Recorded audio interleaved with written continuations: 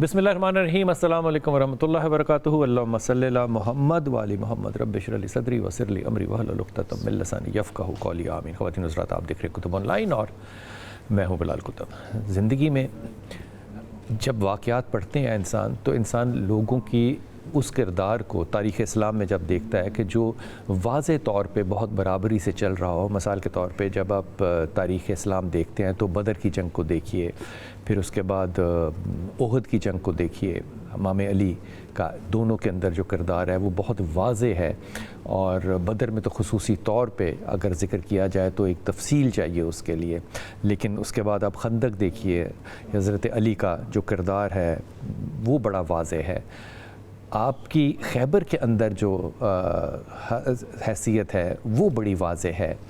آپ کو جو رسول پاک صلی اللہ علیہ وسلم نے بلایا اور کہا کہ آج میں خیمہ کا کل میں علم اس کو دوں گا جو کہ اللہ اور اللہ کے رسول سے، اور اللہ اور اللہ کے رسول اس سے محبت کرتے ہیں، یہ ساری باتیں جو ہیں یہ صرف ایک ہی چیز بتاتی ہیں کہ علم جو تھا وہ امام علی کرم اللہ کے ہاتھ میں تھا۔ لیکن حیرت نہیں ہوتی اس بات پہ کہ ان ساری تاریخ کے حصوں میں جو علم اٹھایا وہ امام علی کرم اللہ نے اٹھایا۔ لیکن جب بھی میں یہ کہوں کہ علمدار کون ہے تو کوئی بھی علی نہیں کہے گا، ہر شخص جو ہے وہ حضرت عباس کو ہی علمدار مانتا ہے۔ یہ علم اٹھانا حضرت عباس کا کربلا کے اس میدان میں کس طرح کا ہوگا، جس پہ علمداری کا جو ایک لقب ہے وہ منسوب ہی اس شخصیت سے ہو گیا اور اس کی شجاعت سے ہو گیا۔ آج ذکر کریں گے حضرت عباس علمدار کا کربلا کے حوالے سے۔ انتہائی محترم مہمان ہمارے ساتھ ہیں ضیاء اللہ شاہ بخاری صاحب۔ صاحب السلام علیکم۔ وعلیکم السلام۔ بہت شکریہ آپ کا، آپ تشریف لائے۔ علی وقار بھائی ہیں ہمارے ساتھ، علی وقار بھائی بہت شکریہ۔ اور اسلام آباد سے خاص طور پہ تشریف خانم علیحہ جوہری تشریف لائی ہیں۔ خانم بہت شکریہ آپ کا کہ آپ تشریف لائیں۔ اس میں ظاہر ہے اپنا حصہ ڈالنا جو ہے وہ میں تو اس کو خالصتاً عبادت سمجھتا ہوں۔ اس میں اللہ تعالیٰ جس کو بھی توفیق دے وہ اس میں اپنا حصہ ڈالتا ہے۔ شاہ جی، سب سے پہلے تو یہ فرمائیے کہ یہ جو علمداری کا لقب جو ہے وہ صرف حضرت عباس کو دیا گیا ہے، جبکہ ساری زندگی جو علمداری ہے وہ امام علی کرم اللہ نے کی۔ لیکن یہ خصوصیت جو ہے اس کے پیچھے میرا اپنا ذاتی یہ خیال ہے کہ امام کی تربیت اپنی جگہ پہ، لیکن فاطمہ بنت اسد کی جو تربیت ہے وہ بھی اپنی جگہ پہ، لیکن وہ جو عقیدت ہے جو ان کی والدہ نے خان وادہ علی کو دی، مجھے لگتا ہے کہ اس کا بہت بڑا حصہ ہے، جس میں ماں جو ہے وہ دہلیز کو چوم کے اگر گھر کے اندر رخصت ہو کے آئی تو وہ داخل ہو رہی ہے، اور اس کے بطن سے پھر جو پیدا ہوگا وہ عباس ہی ہوگا۔ اللہ اکبر۔ بسم اللہ الرحمن الرحیم۔ بڑی خوبصورت آپ نے بلال بھائی، سب سے پہلے آپ کو حج بیت اللہ کی جو سعادت حاصل ہوئی اس کی مبارک بھی ہو، اللہ قبول فرمائے۔ آمین۔ اور آپ کو اور آپ کے ادارہ ایک نیوز کو اللہ جزائے خیر عطا فرمائے۔ اہل بیت طہار کی محبت کی مناسبت سے آج کا جو آپ نے پروگرام مخصوص کیا ہے، یقیناً ان کا ذکر خیر یہ ہمارا ایمان کا تقاضا ہے، یہ ہمارے دین کی اساس اور بنیاد ہے، اور ہمیں یہاں سے خوشبو آتی جو رسول اللہ صلی اللہ علیہ وسلم کو خوشبو آتی تھی۔ سبحان اللہ، حسنین کریم ہمارا ریحانہ طیبہ من الدنیا کان یشمہما ویضمہما، آقا کی خوشبو سونگا کرتے تھے۔ تو یقیناً ان سے جو محبت ہے نا، یہ خوشبو ہے اور ایمان ہے۔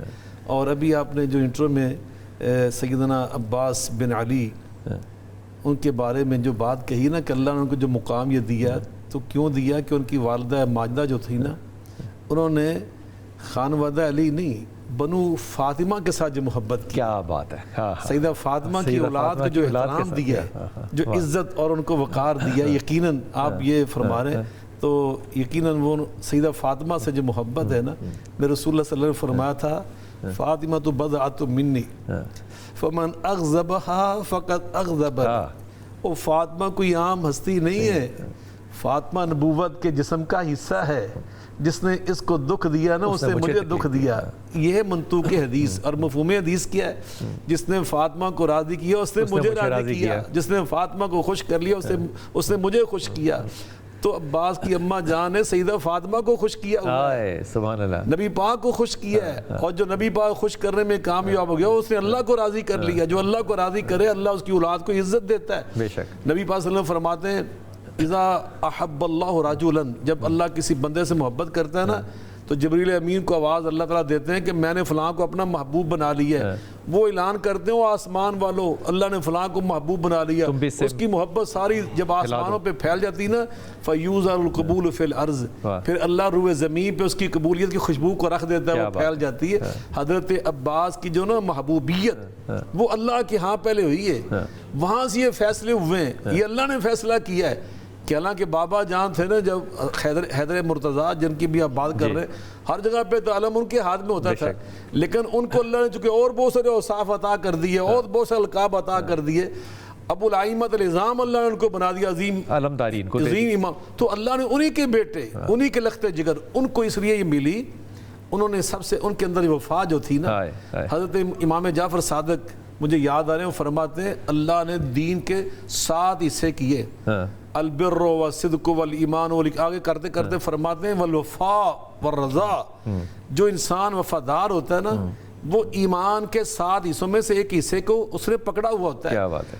ان کے اندر وہ 7 کے 7 ہی اوصاف نظر آئے مجھے ایمان حضرت سیدنا عباس کے. اور وفاداری کس کس سے؟ بھائی جان امام حسین سے وفاداری, دین کے ساتھ وفاداری, اپنی قوم اور ملت کے ساتھ وفاداری, اپنی ریاست کے ساتھ وفاداری. انہوں نے جو وفاداریاں کر کے دکھائی, ہر پہلو میں وفاداری کر کے دکھائی. اور پھر شمر آیا امان نامہ لے کر, عبید اللہ بن زیاد چال چلی, اور وہ چونکہ رشتے میں ان کی والدہ مائدہ کے ساتھ کزن کا رشتہ رکھتا تھا, تو وہ آیا دور سے اس نے آواز دی عباس عباس کر کے, تو آپ نے کان نہ دھرا, آواز ہی نہ اس کی سننا پسند کی. حتیٰ کہ حضرت امام حسین نے خود فرمایا کہ بھائی جا کر ان کی بات تو سن لو.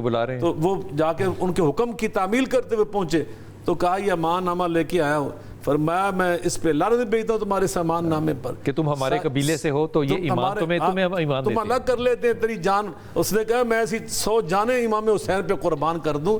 تو حضرت عباس کو اسی لیے اللہ پاک وفاداری کے نتیجے میں یہ عظیم مقام عطا. ایک یہ بڑی خوبصورت بات ہے, اور یہ بات میرے خیال میں ہمیں بچوں کو بھی بتانی چاہیے اور سکھانی بھی چاہیے, اور اس پہلو پہ بھی کم ذکر ہوتا ہے. آپ نے اپنے بھائی کو, امام ہے تو بھائی نا, آپ نے اپنے بھائی کو کبھی بھائی نہیں کہا, بلکہ یہ بھائی کا جو ایک لفظ ہے یہ امام نے آپ سے کہا تھا کہ آپ مجھے بھائی بلائیں, آپ نے ہمیشہ آقا کہہ کے بلایا. یہ جو عقیدت ہے اس پہ ذرا توجہ فرمائیے. بسم اللہ الرحمن الرحیم. سب سے پہلے تو آپ کو حج کی مبارکباد. سلامت رہیے. اور بہت خوبصورت پروگرام ہے. حضرت عباس علمدار کے عنوان سے معنون ہے, تو خون کے اندر جو غیرت اور حمیت ہے اس کی کیفیت بھی بدل جاتی ہے جب حضرت عباس کا ذکر آتا ہے. دیکھیے, ایک جب ہم تاریخ کے صفحات پر نظر ڈالتے ہیں تو ایک پیغمبر کے بھائی تھے جنہوں نے بھائی کے رشتے کو مجروح کر ڈالا تھا. یوسف کے بھائی تھے, بھائیوں نے بھائی کے رشتے کو مجروح کر ڈالا تھا. تو وہ اس رشتے پر داغ چل رہا تھا, اور قدرت منتظر تھی کہ کوئی ایسا بھی آئے گا, کوئی ایسا بھائی بھی آئے گا جو اس داغ کو ایسے دھوئے گا کہ کوئی تذکرہ ہی نہیں کرے گا یوسف کے کے بھائیوں کی بے وفائی کا. تو اللہ نے حسین ابن علی کو کھڑا کیا, انہوں نے یوسف کو کنویں میں ڈال دیا تھا, اور یہ 3 دن کے پیاس سے دریا میں گئے, اور پانی کو ہاتھ لگا لیکن ایک گھونٹ اس لیے نہ بھرا کہ میرا بھائی پیاسا بیٹھا ہوا ہے. حضرت امام حسین علیہ السلام نے, امام حضرت عباس نے جو امام حسین کے ساتھ وفا نبھائی. دیکھیے نا, عباس ایسا کیوں نہ بنتا. عباس کے 3 استاد ہیں. 3 استاد ہیں, ایک علی, ایک حسن اور ایک حسین. ان تینوں جیسا ایک بھی دنیا میں کسی کو میسر نہیں, تو عباس کو تو تینوں میسر ہیں. تو پھر عباس کیوں نہ بنتا. اور جو ابھی آپ نے شروع میں بات کی کہ حضرت عباس ہی کی شہرت بطور علمدار کیوں ہوئی, حالانکہ مولا علی علمدار تھے تمام غزوات. یہ اللہ کی تقسیم ہوتی ہے. اب میں آپ کو بتاؤں, یہ جو عباس کے پاس علم تھا, حضرت عباس کے پاس علم تھا, یہ لوگ سمجھتے ہیں کہ امام حسین کا علم تھا صرف. یہ آدم کا علم بھی یہی تھا, نوح کا علم بھی یہی تھا, ابراہیم کا علم بھی یہی تھا. کیا بات ہے, سمجھے, حضرت موسیٰ کا علم بھی یہی تھا, محمد رسول اللہ کا علم بھی یہی تھا. گویا کہ پوری کائنات کا حق پوری کائنات کے باطل سے نبردآزما تھا کربلا کے اندر. اور جو عباس کے پاس تھا وہ پوری کائنات, سارے انبیاء, آدم سے عیسیٰ اور عیسیٰ سے حضرت رسول اللہ تک کا علم تھا. اسی لیے اللہ نے بطور علمدار حق برداروں کی شہرت حضرت عباس کے حصے میں رکھی. خانم, پہلے تو فضائل کی طرف امام حضرت عباس کی طرف آ جائے, پھر میں بعد میں انشاءاللہ تعالی شہادت پہ اس کا تذکرہ کریں گے. حضرت عباس کا جو کردار ہے, ایک تو وفاداری ہے بہت, دوسری جو شجاعت کا کردار ہے آپ کے، وہ بھی ایک ایسا ہے جو کہ ہم نے کبھی دیکھا نہیں ہے تاریخ میں، کہ اگر آپ کے جسم کے حصے بھی کاٹے جا رہے ہیں تو آپ جو عہد کر کے آئے ہیں کہ میں تلوار نہیں اٹھاؤں گا، آپ اس عہد پہ قائم رہے ہیں۔ عہد بھی رکھنا اور وفاداری بھی رکھنی، اور پھر سب سے زیادہ بڑھ کے جو آس تھی بچوں کی کہ چچا عباس گئے ہیں تو چچا عباس کچھ لے کے آئیں گے، وہ جو ناکامی تھی وہ بھی آپ نے برداشت کی، اور مجھے لگتا ہے کہ وہ شہادت تیروں کی وجہ سے نہیں، اس ناکامی کی وجہ سے ہوئی کہ وہ جو تیر لگے اس مشق کے اندر، وہ اپنے مشن میں کامیاب نہیں ہو سکے۔ تفسیر میں تھوڑا سا فرمائیے گا آپ کے فضائل کو۔ بسم اللہ الرحمن الرحیم۔ یا مقلب القلوب ثبت قلبی علی دینک۔ آپ نے مولا عباس کے کردار کا بہت ہی درخشاں پہلو جو ہے اس کو مرکز نظر رکھا، کہ وہ جو امام کی مولا کی جو آپ کہہ رہے ہیں کہ وہ شہادت کا جو سبب بنا، جو پیاس کی وجہ بنی، جو تشنگی باقی رہی، وہ صرف اس وجہ سے نہیں، وہ جو استقامت مولا نے میدان کربلا میں دکھائی، اور وہ جو جاہ و جلال مولا نے، وہ جلال جو صفین میں دشمنوں کو ایسے نظر آیا کہ جیسے مولا مشکل کشا میدان میں اتر آئے ہیں، تو وہ جو استقامت مولا عباس نے دکھائی وہ صرف امام حسین علیہ السلام کے حکم کی وجہ سے، کیا بات ہے، سبحان اللہ، مولا کی امام حسین علیہ السلام کی اطاعت کرنے کی وجہ سے مولا نے وہ مصائب جھیلے، وہ تکالیف برداشت کی، ورنہ ایسا ہو سکتا ہے کہ جس قدر دختر امام حسین کو محبت تھی جناب سکینہ کو مولا عباس سے، تو کیا وہ اگر پانی طلب کرتی تو آقا عباس لینے نہ جاتے، بلکہ صرف اس وجہ سے وہ حکم عدولی نہ ہو، کیونکہ مقصد جو تھا وہ حکم ماننا تھا۔ کربلا کا مقصد ہی اطاعت امام ہے، اور وہ مولا عباس نے، مولا عباس جیسی ہستی نے کائنات کو بتایا کہ اب امام حسین علیہ السلام کی اطاعت کیسے کرنی ہے۔ تو وہ جو ایک تشنگی باقی رہی، جو ایک، میں تو اس کو ناکامی کا لفظ بھی استعمال نہیں کروں گی، میں یہ کہوں گی کہ وہ صرف حکم کے پابند اس قدر تھے، ورنہ جس قدر مولا عباس کا جاہ و جلال تھا، محبت تھی، اور جس قدر مولا کا نور منور تھا کہ جب آپ اتنے چھوٹے سن میں 13 برس کے سن میں آپ جنگ صفین میں آئے تو لوگوں نے سمجھا کہ مولا مشکل کشا آئے، آپ کی جو تلوار کا انداز تھا، آپ کی جو گفتار کا انداز تھا، آپ کی جو تیغ رواں کا انداز تھا، وہ اتنا بلند و بالا تھا کہ لوگ سمجھے کہ مولا مشکل کشا میدان میں تشریف لے آئے۔ تو آقا کے اس قدر بہادر ہونے کے باوجود جو میدان کربلا میں پیچھے رہنے کی وجہ تھی وہ کچھ اور نہیں، صرف حکم امام تھا، بے شک کہ جناب امام حسین علیہ السلام کے حکم کی وجہ سے آقا جو ہیں وہ میدان کربلا میں اپنی تلوار اس وقت نکالی جب مولا امام حسین نے اجازت دی، بہت اچھی بات، ورنہ تب تک وہ پابند امام رہے کہ جب تک امام نے، اگر ان کی تو ہیبت اس قدر تھی، ان کا جلال اس قدر تھا، اور ان کا رعب و دبدبہ اس قدر تھا، ان کی شجاعت اس قدر تھی، جرأت و جسارت حیدر کرار والی تھی، اگر وہ چاہتے تو ایک سیکنڈ میں تختہ الٹ سکتے تھے فوج اشقیاء کا، لیکن امام نے یہ حکم جو دیا ہوا تھا کہ مولا غازی کو جنگ نہیں لڑنی ہے تب تک جب تک کہ مولا حکم نہ دیں، تو آقا نے خود کو مولا کے حکم میں پابند رکھا، تو اس کی وجہ سے آقا نے یہ تشنگی جو باقی رہی کربلا میں قمصن۔ آپ نے کبھی بھی امام کو بھائی کہہ کے نہیں بلایا، اور وہ جو پھر بھائی کہنے کا ایک کیا کہنا چاہیے، امام نے کہا کہ تم مجھے بھائی کہو، اس پہ ذرا توجہ فرمائیے۔ جی میں عرض کرتی چلوں کہ جناب ام البنین جس خاندان سے ہیں وہ خاندان بہت ہی مشہور، ام البنین بیٹوں کی ماں، جی ام البنین بیٹوں کی ماں، اور ایسا نہیں کہ جناب ام البنین کا یہ نام بیٹوں کے آنے کے بعد رکھا گیا، بلکہ بی بی کو پہلے ہی ام البنین قرار دیا گیا۔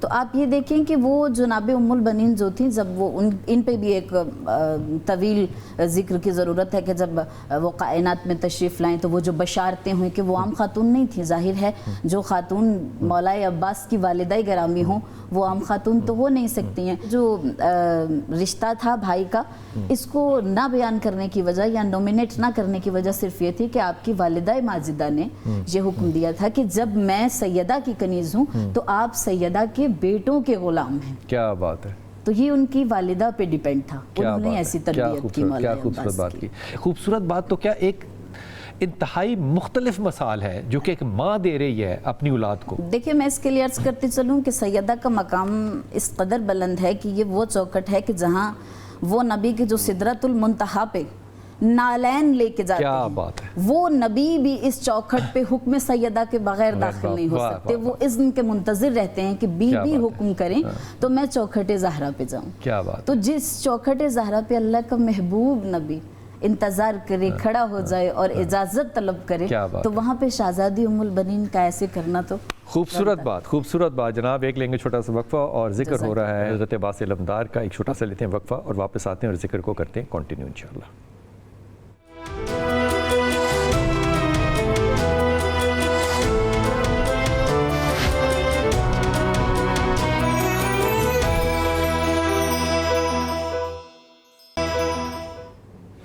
بسم اللہ الرحمن الرحیم. بات ہو رہی ہے حضرت عباس علمدار کی. شاہ جی, حضرت عباس علمدار کی جو شجاعت ہے, اب جب شجاعت کی بات کرتے ہیں تو سب سے پہلے جو ذہن میں خیال آتا ہے نا, وہ امام علی کرم اللہ کا آتا ہے کہ اگر رسول پاک صلی اللہ علیہ وسلم جو ہے وہ خندق میں کسی کو بھیج رہے ہیں تو حضرت علی کرم اللہ کو بھیج رہے ہیں. اگر احد کے اندر کوئی آپ کے سامنے سینہ تان کے کھڑا ہے تو وہ امام علی کھڑے ہیں. خیبر کے اندر اگر وہ چشم خراب بھی ہیں لیکن پھر بھی آپ بلا رہے ہیں ان کو کہ نہیں میں لواب دہن لگاؤں گا.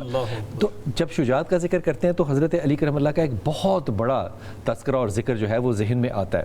لیکن جب کربلا کی شجاعت کا بات ہے تو مظلوم کربلا کا ذکر اپنی جگہ, لیکن کوئی ایسی ہستی جس کی شجاعت جو ہے وہ کربلا کو کرب و بلا بنا دیتی ہے, وہ عباس علمدار ہے. آپ کا یہ جو شجاعت کا تذکرہ کربلا کے حوالے سے اگر کیا جائے تو اس کو کیسے پیش کرتے ہیں؟ میں سمجھتا ہوں یقیناً 33 سال کے یہ نوجوان اور بہت قد آور کڑی جوان شیر تھے جن کو دیکھ کر دوسروں پہ ہیبت طاری ہو جاتی تھی. عباس ایسی ان کی اللہ نے شخصیت بنائی تھی, قد کاٹ تھا, ایسا روب تھا, ہیبت تھی. جیسے نبی صلی اللہ علیہ وسلم نے فرمایا کہ نصرت بالرعب, اللہ تعالیٰ نے ہماری مدد کی ہے کہ ہماری ہیبت اور جلالت اللہ دوسرے دشمن کے دل میں ڈال دیتا ہے. تو اس طرح کی ہیبت اور جلالت تھی. حضرت سیدنا عباس ابن علی جو تھے نا, انہوں نے بار بار حضرت سیدنا امام حسین سے اجازت طلب کی, آپ مجھے اجازت دیں میں ان کا سارا معاملہ درست کر دیتا ہوں. لیکن آپ چونکہ جنگ آپ کو نہ ضرورت تھی, نہ آپ کا ہدف تھا, نہ آپ کا یہ مقصد تھا, آپ تو جس عظیم مقصد کے لیے وہاں تشریف لائے تھے آپ ان کو بار بار روکتے رہے. وگرنہ یقین جانیے مورخین نے یہ لکھا ہے اگر حضرت عباس کو امام حسین ذرا قبل از وقت اجازت دے دیتے نا تو یہ انہوں نے سارا بہت کچھ وہاں نقشہ بدلا جا سکتا تھا. لیکن آپ نے یہ کام نہیں کیا. حضرت عباس ان کے ایک اور بھی حضرت امام حسین نے ان سے کہا کہ اگر آپ کو کچھ ہوا تو آپ کی وجہ سے میرے جو خیمے کے اندر خواتین ہیں, بچے ہیں, ان کی امید اور ڈارس تم ہو. یعنی اتنی ان کے اوپر انحصار تھا پورے خاندان بنی ہاشم کا بھی, یہ بھی ایک معاملہ تھا. تو حضرت سیدنا عباس کی یقیناً جو وفاداری اور آپ کی بہادری اور دلیری, جب آپ نے ان سے فرمایا کہ پانی لے کر آؤ اور آپ پانی لے کر گئے, اور اس وقت بھی آپ نے ایک نیزہ سے اس سال لے جانے کی اجازت دی چونکہ آپ جنگ پسند نہیں تھے, آپ جنگ نہیں کرنا چاہ رہے تھے اس وقت, آپ چاہ رہے تھے کہ یہ خام خواہ میرے نام پر ایسی چیز یہاں پہ نہ ہو. لیکن وہ ظالم جو بڑے سخت دل تھے, شقیق القلب تھے, جن کی آنکھوں میں حیا بھی نہیں رہی تھی, نہ رسول اللہ صلی اللہ علیہ وسلم کی محبت کا احساس رہا تھا, تو ان کو بالکل ہی بدلے ہوئے تھے. تو حضرت امام حسین کے حکم سے آپ جب پانی لینے گئے مشکیزہ لے کر, تو وہاں سے بڑی مشکل سے آپ صفوں کو چیرتے ہوئے وہاں تک پہنچے اور پانی بھرنے میں کامیاب ہوئے. تو وہاں آپ نے انتہا درجے کی شدت کی پیاس محسوس ہو رہی تھی, تو پانی کا ایک چلو بھر کر منہ میں ڈالا, تو پھر خیال آیا امام فذکر عطش الحسین, حضرت امام حسین کی پیاس یاد آئی, معصوم بچوں کی پیاس یاد آئی, تو آپ نے وہاں پہ کلی کر دی. وفاداری کی انتہا نہیں, اس سے زیادہ وفاداری کیا ہو سکتی ہے. اللہ اکبر, کلی کر دی. اور پھر ظالموں نے آپ کے دونوں بازو جو تھے نا باری باری وہ بھی کاٹ دیے. اور مجھے یہاں یاد آ رہا ہے یزید کا وہ جملہ, جب یزید کے سامنے یہ لٹا پھٹا سامان وہاں پیش کیا گیا نا, تو ایک جو بڑا علم تھا وہ بھی پیش کیا گیا. اس علم کو دیکھا, اس کے ہر طرف پر نشان تھے, تان لگے ہوئے تھے, نشانات لگے ہوئے تھے, پھٹا ہوا تھا, کہیں تیر کا, کہیں تلوار کا, کہیں نیزے کا, لیکن اس کا جو دستہ تھا وہ بالکل سلامت تھا. تو اس نے پوچھا یہ کس کے پاس علم تھا؟ تو اس نے کہا یہ حضرت عباس ابن علی کے پاس تھا. تو اس نے کہا میں نے اس کی شجاعت سنی تھی, آج ان کے اس علم نے مجھے بتا دیا وہ کیسا بہادر، کتنا دلیر، کیسا جرأت مند تھا کہ جو دستہ اس نے نہیں چھوڑا، دستہ ان کے چونکہ ہاتھوں میں رہا، وہاں پر کوئی نشان نہیں آنے دیا، داغ نہیں لگنے دیا کسی نیزے کا، کسی تلوار کا۔ تو یقیناً ان کی شہادت کے بعد ان کی بہادری اور ان کی دلیری، اس کی گواہی خود یزید کی زبان سے یہ ادا ہو رہی ہے۔ تو یقیناً حضرت عباس کی بہادری اور دلیری تھی، ان کو خون میں ملی تھی حضرت علی المرتضیٰ کرم اللہ وجہ الکریم سے۔ اور یقیناً کربلا کے اندر ڈاکٹر صاحب آپ کس طرح دیکھتے ہیں حضرت عباس کا کردار؟ اس بات پہ توجہ فرمائیے، کربلا میں حضرت عباس نہ ہوتے کربلا مختلف ہوتا۔ آپ دیکھیں کربلا کا پورا چیپٹر آپ سٹڈی کریں تو آپ کو امام علی مقام کے بعد جو دوسرا اہم ترین کردار نظر آتا ہے کربلا کی اس پورے واقعہ میں، وہ حضرت عباس کا ہے۔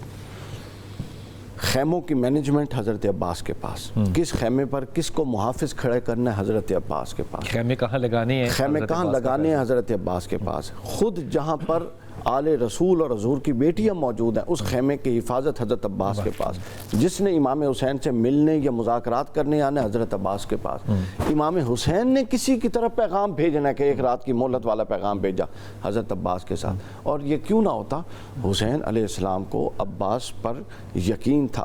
یہ جملہ کہنے میں بڑا ہلکا ہے، بالکل یہ جملہ کہنے میں بڑا ہلکا ہے کہ حسین کو بھی کسی پر یقین تھا اور وہ عباس تھا۔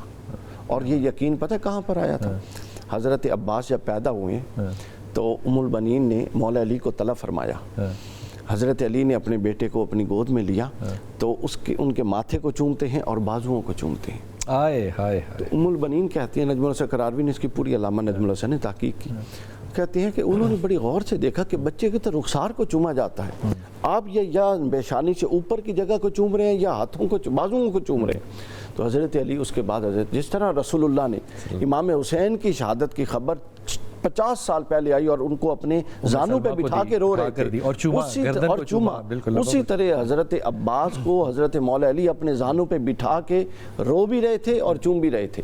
جب اضطراب بڑھا تو حضرت علی نے بتا دیا کہ کیا سنت رسول کو قائم کیا ہے، آپ دیکھیں کیا بات ہے یار۔ ادھر رسول اللہ حضرت امام حسین کو بٹھا کے رو رہے ہیں اور 50 سال پہلے، یہاں 32 سال پہلے حضرت مولا علی حضرت عباس کو اپنے زانوں پہ بٹھا کے اچھا بازو چومتے ہیں اور یہ چومتے ہیں۔ جب تو زیادہ اصرار کیا گیا تو فرماتے ہیں کہ یہاں میرے عباس کو گرج لگے گا اور یہاں یہ باز اس کے کٹ جائیں گے۔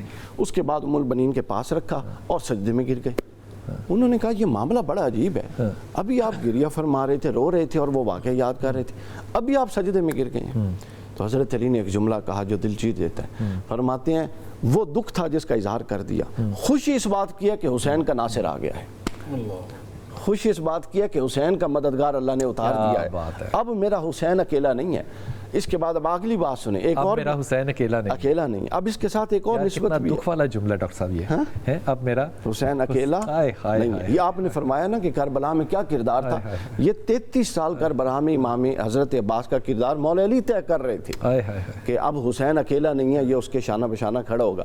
اور جب حضرت علی پیدا ہوتے ہیں، اہل سنت کی کتب میں روایت ہے کہ حضرت علی آنکھ نہیں کھولتے، رسول اللہ جاتے ہیں، حتیٰ کہ حضرت فاطمہ بنت اسد کو گمان ہوا کہ پتہ نہیں بچے کی آنکھیں بھی ہیں کہ نہیں، گئے تو آنکھ کھولی تو پہلی نگاہ جس کی پڑی رسول اللہ کے چہرے پر حضرت علی کی۔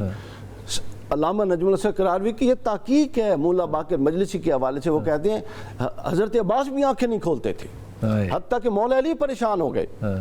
تو پھر مولا علی کے چہرے پر تھوڑا تبسم آیا تو وہ فرماتے ہیں، اب وہ فرماتے ہیں کہ وہ پہنچ گئے اللہ کے ان رمزوں پہ، تو کہتے ہیں کہ اچھا ام البنین پریشان نہ ہو، حسین کو بلاؤ۔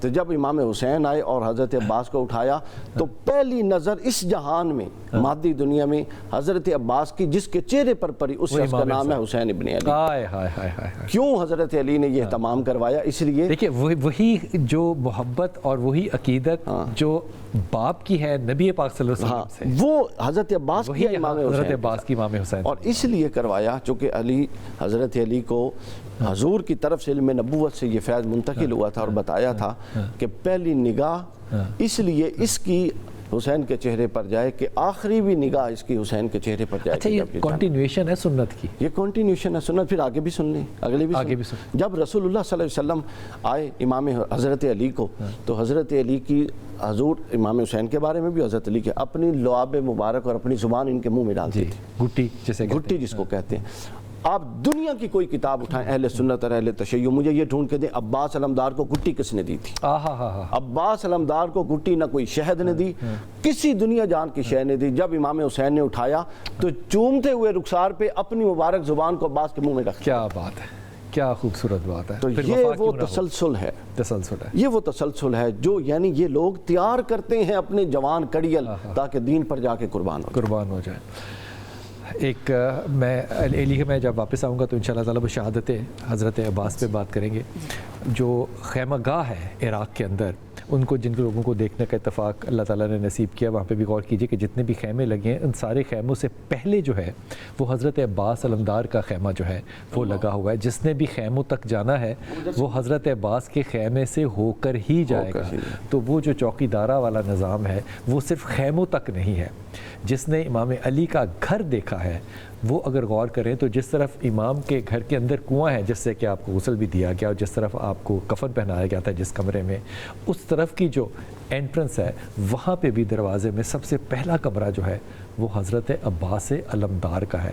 یہ چوکی دارہ جو ہے یہ حضرت عباس نے صرف کربلا میں نہیں کیا۔ ایک چھوٹا سا وقفہ لیتے ہیں، واپس آتے ہیں۔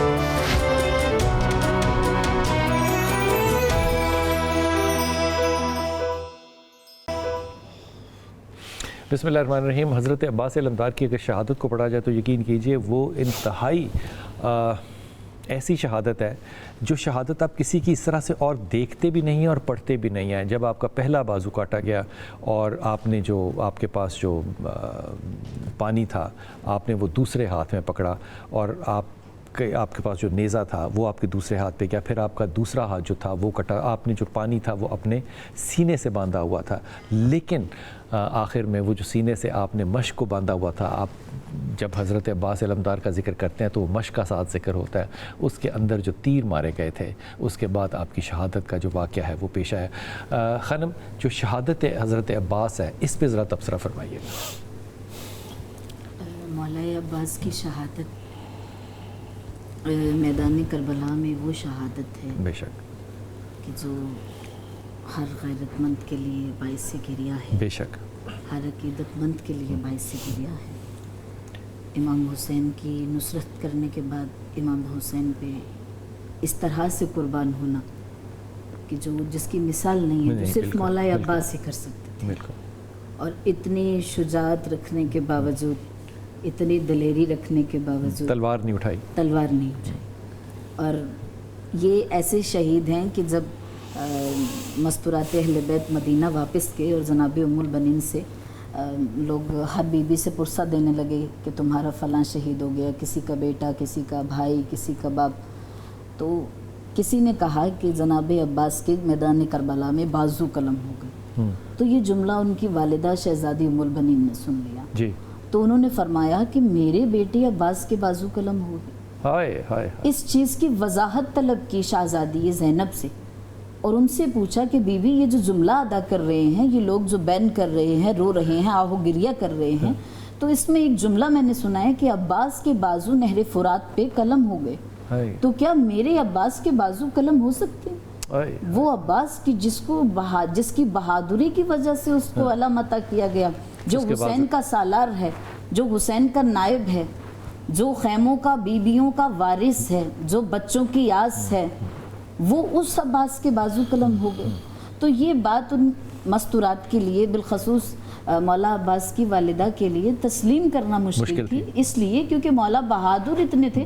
کہا کہ اگر عباس کو اجازت مل جاتی، جنگ کی اجازت مل جاتی تو کربلا کا نقشہ ہی پلٹ جاتا، لیکن وہ جنگ کی اجازت اس لیے نہ دی گئی کیونکہ جنگ کرنا تو مولا کا مقصد ہی نہیں تھا۔ مقصد کربلا تو دین کی بقا تھی۔ واہ سبحان اللہ۔ مقصد کربلا تو آقا نامدار جناب محمد مصطفیٰ صلی اللہ علیہ وسلم ان کے دین کی بقا کو قائم کرنا تھا، جو حسین بادشاہ کی ذمہ داری تھی۔ تو آقا نے اپنی ذمہ داری ادا کی، وہاں پہ اپنا جاہ و جلال نہیں دکھایا، بلکہ ایک روایت میں ہے کہ مولا کو جب دیکھیں ساقی کوثر کے بیٹے اور ان کو سیراب نہیں کیا گیا، اور اس قدر بے رحمی دکھائی گئی کہ کہا گیا کہ تم جانوروں کو پانی پلاؤ، اونٹوں کو پانی پلاؤ، محملوں کو پانی پلاؤ، گھوڑوں کو پانی پلاؤ، مگر تم حسین اور اس کے بچوں کو پانی نہ دو۔ ان کو پانی مت پلانا. تو اس وقت تاریخ کہتی ہے کہ مولا عباس کو جلا لایا اور آپ نے اپنا پاؤں مبارک زمین کربلا پہ مارا تو وہاں چشمہ برآمد ہو گیا پانی کا.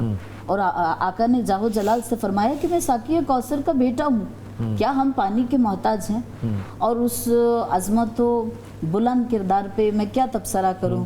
مولا امام حسین علیہ السلام نے کہ جنہوں نے اس عالم غربت میں بھی اس چشمے کو پر کر دیا, اور مولا عباس کو نصیحت کی کہ ہم یہاں پہ اپنے معجزات دکھانے نہیں آئے بلکہ ہم یہاں پہ صبر و استقامت کا مظاہرہ کرنے کے لیے آئے ہیں. تو وہ جو مولا عباس کی ایک شہادت تھی وہ پوری کربلا کے لیے اور ایسی منفرد شہادت تھی کہ جس جیسی شہادت کسی اور کو نصیب نہیں ہوئی. یعنی کہ وہ علم جب آقا نے بلند کیا اور پھر مولا جب نہر فرات پہ گئے اور آقا نے 20-30 پیادوں کے ساتھ اور 20 مشکوں کے ساتھ اور 20 سواروں کے ساتھ مولا کو نہر فرات کی طرف روانہ کیا, تو تاریخ کہتی ہے کہ وہاں پہ ایک شخص تھا حجاج بن عمرو زبیدی. حجاج بن عمرو زبیدی, تو اس نے کہا من انتم, تم کون ہو؟ تو انہوں نے کہا کہ میں عباسی علمدار ہوں. تو وہ یہ بات سن کے, یہ کلمات سن کے خوف میں مبتلا ہو گیا. تو اس نے کہا کہ کہیں کربلا کا نقشہ نہ پلٹ جائے کہ عباس نہر فرات پر تشریف لے آئے. لیکن وہ عباس جو آقا حسین کے حکم کے پابند تھے تو انہوں نے جنگ نہ کی اور علم کو بلند کیے رکھا. اور اس طرح وہ جو جانوروں پہ چلانے والا تیر, 13 پھان کا تیر جو مولا کے چشم مبارک میں لگا, اور اس قدر وہ قربناک شہادت ہے کہ آقا نے اپنے دونوں گھٹنوں کے درمیان اپنے چہرہ مبارک کو رکھا, اور اپنے چہرہ مبارک کو رکھنے کے بعد اپنے جو چشم میں لگا تیر تھا اس کو اپنے گھٹنوں کی مدد سے کھینچا. اور جب مولا زین سے زمین پہ آئیں تو آپ دیکھیں کہ جب کوئی گرتا ہے تو وہ بازوؤں کا سہارا لیتا ہے, مگر مولا عباس کے بازو پہلے ہی قلم کیے جا چکے تھے. تو آقا جب زین سے زمین پہ آئے تو عباس کے بازو بھی نہ تھے کہ مولا وہ سہارا لے سکتے. اور پھر وہ 13 پھان کا تیر جو جانوروں کے شکار کے لیے استعمال کیا جاتا ہے, مولا عباس پہ وہ استعمال کیا گیا. اور اس طرح پھر برز مارے گئے. اتنی دردناک شہادت کہ بہت سی روایات میں یہ ملتا ہے کہ مولا کا جسم اطہر مبارک جو ہے وہ اس طرح سے چھلنی ہو گیا تھا کہ مولا کو اکٹھا کرنا مشکل ہو گیا تھا. آپ اندازہ کریں کہ کس طرح سے وہ شہادت ہوئی ہوگی کہ بازو قلم کر دیے گئے, آنکھوں میں تیر مارے گئے, زین سے زمین پر ایسے اترے. یہ ذکر جتنا بھی کرے وہ کم لگتا ہے. ایک جملہ آپ کی اجازت سے, حضرت سیدنا عباس کی وفاداری, اللہ نے اس کو انہیں صلہ پتہ کیا دی ہے؟ آج ان کی نسل دنیا بھر میں موجود ہے. بے شک ہے. آپ اردن میں جائیں, آپ مصر میں جائیں, آپ عراق میں جائیں, آپ ایران میں جائیں, آپ شام میں چلے جائیں, پاکستان ہندوستان میں چلے جائیں, مختلف نام ہیں, سادات علوی فضلی. اور یہاں پر میں سمجھتا ہوں کہ ان کی جو اولاد ہے نا, ان کی احترام بنی فاطمہ کی حد ہے. وہ اپنے آپ کو پتہ کیا کہتے ہیں؟ آوان, کہ مددگار. ہم حضرت امام حسین کے برادران نہیں ہیں, مددگار ہیں ہم, تو ان کے آوان اور مددگار ہیں. یعنی یہ ان کے احترام کا حال ہے. تو اللہ نے ان کو دیکھی, حضرت امام حسین کی آج نسل چل رہی ہے اور ان کے بھائی عباس کی نسل چل رہی ہے, حضرت امام حسن کی نسل چل رہی ہے. اللہ پاک نے جو نبی پاک سے وعدہ کیا تھا نا, انا اعطینا کل کوثر, آپ کی نسل چلتی رہے گی بنی فاطمہ کی شکل میں, وہ بھی چل رہی ہے. اور حیدر مرزا کی دوسری بیویوں سے بھی جو نسل تھی, اللہ نے ان کی للہیت کی برکت سے, تقوی کی برکت سے اس کو بھی چلایا ہوا ہے. تو یقینا حضرت عباس کی خاص طور پہ آپ نسل کو دیکھ لیں, یہ کربلا میں امام حسین سے وفاداری اور محبت کا ثمر اللہ پاک نے ان کو عطا کیا ہوا ہے. بے شک.